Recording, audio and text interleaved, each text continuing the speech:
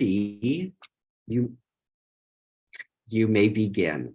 So shifting to net zero, the case study of New Delhi group, please begin when you're ready. Thank you. Good morning all. And our group is focusing on the New Delhi transportation sector as a net zero in the New Delhi city. So Kaidi, can you go to the next? Okay, this is our team, Kaidi, myself, Rajat, and Nguyen. Next slide, please. So here, quickly, the project background, we're focusing on the city of New Delhi. It's the capital of India, and the city area is about 1,483 square kilometers. And in 2011, the last census they had, it was like a 21 million population, but projection for this year is 32 million. By the 2035, it's going to be predicting 43.3 million population. So you can see how it's important, because it's one of the highest urban density and the population wise, and the city is not growing, the population is increasing. Now the transportation sector is in a critical situation, especially the New Delhi city has very bad air quality issues, especially with the greenhouse gases and the NOx and the VOCs, like everything they're creating ground level ozone smoke. And like here, the picture you can see is how bad is the smoke in the averagely most of the days in the city. And and then you can see the first map is this was the New Delhi, and then this is the one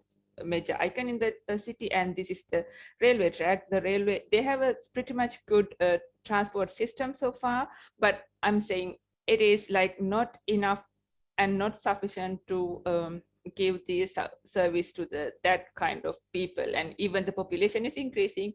So we have to focus the sustainable and green focusing transportation system. So Katie will take it over the next. So having researched the most severe problems of Delhi's urban development, we have identified 3 key issues that made us focus on the city's transport sector as our project. First, the transport sector is the second largest source of GHG emissions after domestic use. Delhi also has a high number of registered vehicles and one of the highest road accident incidence burdens in India, with most casualties being pedestrians. In addition, the transport sector contributes a significant portion to the city's air pollution problem, with diesel-based heavy-duty vehicles being a major PM2.5 emitter. And with these data and insights, our thesis is to improve public transport infrastructure, enhancing walkability and promoting low-carbon transport, as well as reducing vehicular pollution. And Rajat will walk you through the implementers and implementations. So next slide, yeah. So main implementers are the government agency like State Transport Authority, PWD, urban local bodies. And these organizations need to work together by implementing change in at social, personal, and the policy level. So there are 3 major strategies for Delhi. Manage the travel demand by mass rapid transport system, improve the transport supply by high capacity bus corridors, and by integration of the multimodal transport system in the city. And lastly, by implementing the strict rules and the regulations to control the vehicle emissions. Next slide. So in this slide, I am talking about the how can we extend the public transport system in the Delhi.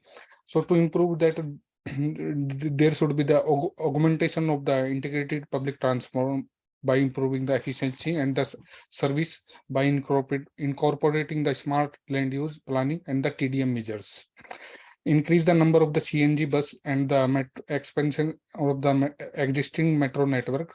For example, from Mukundpur to Gokulpuri and from ITO to Sukhdev Vihar.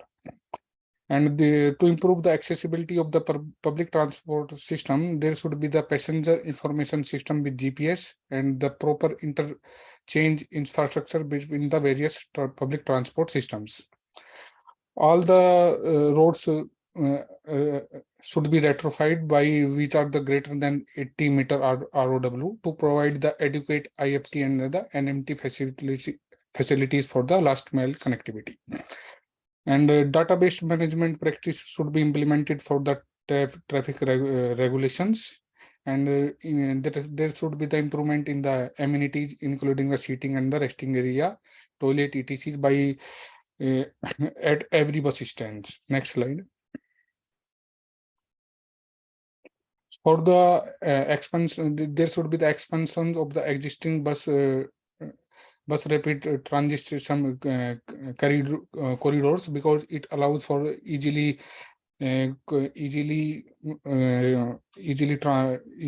transport from the various point in the cities. And there should be the reinforcement of the ring railway as the, because this is the important mass transit system in Delhi. It is affordable and provides the critical circular connectivity across major business and employment districts in the city.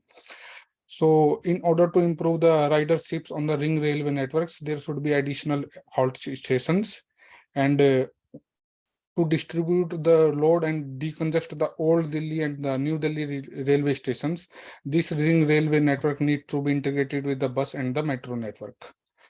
And there should be the improvement in the rapid rail transit corridors to connect Delhi with the nearby NCR cities, with the high-speed commuter trains and with the high frequency of the services. And there should be the construction of the peripheral expressway to decongest the Delhi from the traffic which are entering from the nearby cities. Next slide. So to control the emissions from the vehicles, there should be the development and implementation of the vehicle emission for the greenhouse gas. Currently, it is only for the carbon monoxides and the hydrocarbons. All the PUC centers need to be more efficient, and the pollution check data generated be made reliable by minimizing the human interference. There should be more increase the tax on the private vehicles, and the leeway of the environmental compensation charge on the commercial vehicle entering through the borders of the Delhi. Next slide. So in order to improve the NMT and the urban infrastructure, there should be cycle corridors and implement the public cycle sharing policy and rental schemes in the Delhi. And for the last mile connectivity, there should be walking and the cycle track within the 1 kilometer of the metro stations, and provide the parking facilities for the cycle and the NMT vehicles. And all the parking sites should be digitized and managed by internet-based solutions. And these and parkings roads must be integrated with the local area management plan for the both surface as well as the structured parking areas. Next slide. So for the implementation of the promotion of the EV, there's EV electronic vehicles, there should be EV coordinating bodies for the greater coordination between the government agencies. Government should provide the economic incentives like the interest subvention schemes. Improvement in the charging and the battery swapping infrastructure should be there. For the ease of EV operations, there should be single window clearance for the registrations, and the and EV should be given the preferential treatment in the parkings. And from now the Kaidi will take. And here we present our project implementation timeline. To improve public transport capacity, our short-term goal is to augment the city's current CNG bus fleet and improve railway terminals and relevant infrastructure. By 2035, we hope to have accessible EV charging station networks and the completion of 8 rail corridors. To promote non-motorized movement, our short-term goal includes retrofitting existing road infrastructure to enhance their walkability, along with a citywide bike sharing scheme and mass awareness campaigns. In the long run, we hope to install walking and cycling track within 1 kilometer of all metro stations with the accompanied necessary amenities such as existing areas, bike docks, and designated pavements and greenery. Regarding regulatory support and additional transport-related services, we hope to have tightened vehicle emission test procedures in the short term and modified policy disincentives for fossil fuel-based vehicles. In the long term, we hope to have citywide fully modernized parking systems to provide the necessary parking space. Here we present our result-based project framework, and some of the key outputs of the project include revised policy incentives and disincentives, such as the gradual phasing out of diesel HDVs, reviewed documentation on vehicle permit granting processes, social media campaigns on public transport availability and road safety, targeting cyclists and pedestrians, as well as the installation of intelligent traffic detectors at key junctions to optimize routing during rush hours. With these, we hope to reduce the number of traffic fatalities, public transport service outages, and wasted customer hours due to transit service outages. And by improving the current public transport infrastructure, we also aim to increase rail transit capacity into central Delhi between 8 and 9 a.m. by 20% by 2035 to ensure that the average Delhi resident can reach their jobs by public transport within 45 minutes. Another important outcome is to halve PM 2.5 pollution from vehicle exhaust by 2035. And overall, our desired impact is to reduce Delhi's transport sector emissions by 40% by 2035. And now Padmi will walk us through the challenges, risks, and mitigating measures. Okay, with that, we clarified some challenges, such as is the one major thing is real-time data, because we need a lot of data implementing, including emission data to number of vehicle, to like even be thinking about the health impact, like especially the if you think about the buffer zone along the road line, so we can see how much the people are affected by the bad and poor air quality.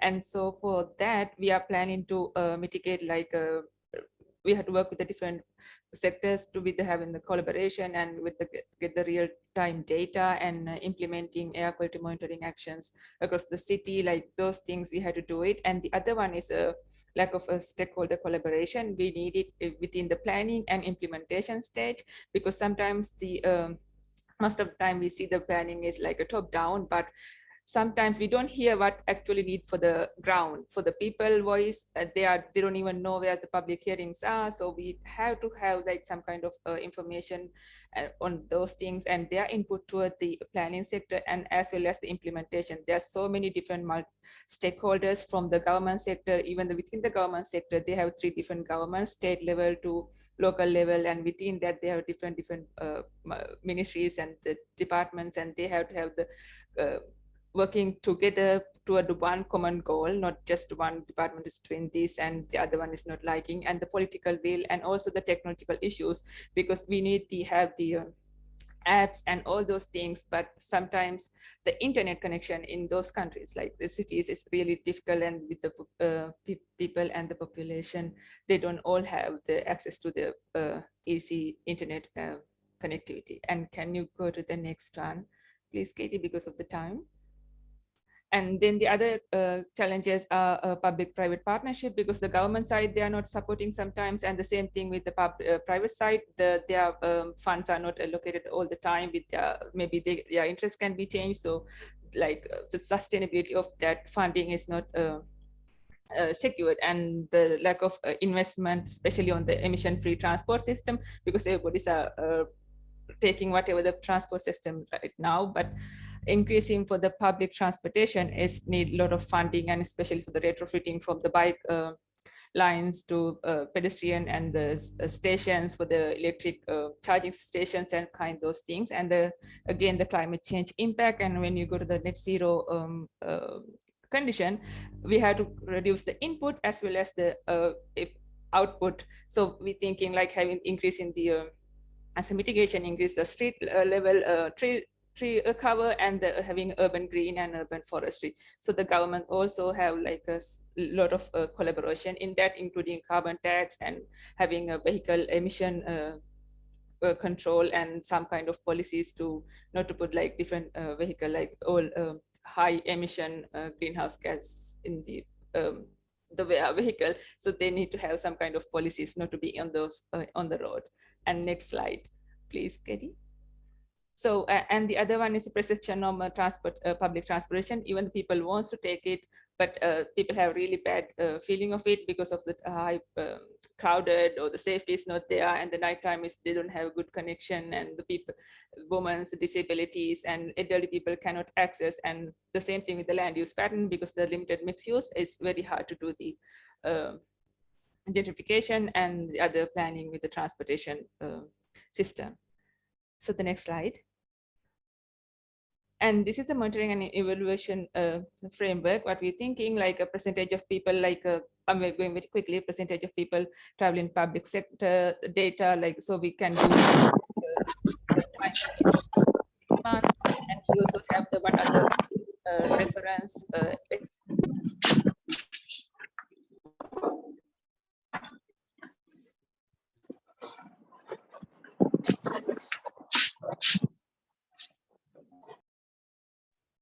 Okay, so sorry about that. And then we have need the percentage of increased passenger and frigid volumes in public transportation by the mode of transportation, including like the trail to two-wheel to three-wheel to four-wheel, and all those kind of thing, and the extent of walkable and cyclable paths, and then the percentage of electric vehicle running in the average day, like during the whole time, with including government vehicle, private vehicle, and everything. And the percent of air quality improvement within the city, like we are timing in the 6 months, and then the next indicator is like the reduce of road accident in the city. So the number of street traffic and light and lighting installment throughout the time, and extent of retrofit area, number of street trees planted, and number of new policies and laws for the emission reduction in transportation. So those are the responsible agencies, and this is the timing, and here are the references with the SDG indicators. So here this is, I'm not going through, this is the appendix. So we can see like we went through the SDG 3, 7, and 9, and 13, and 11, and 13. So those are the targets and the indicators. Yeah, so next time, I think, yeah. So this is our reference, and that's all. Thank you so much. And if you have any questions, we are ready to take it.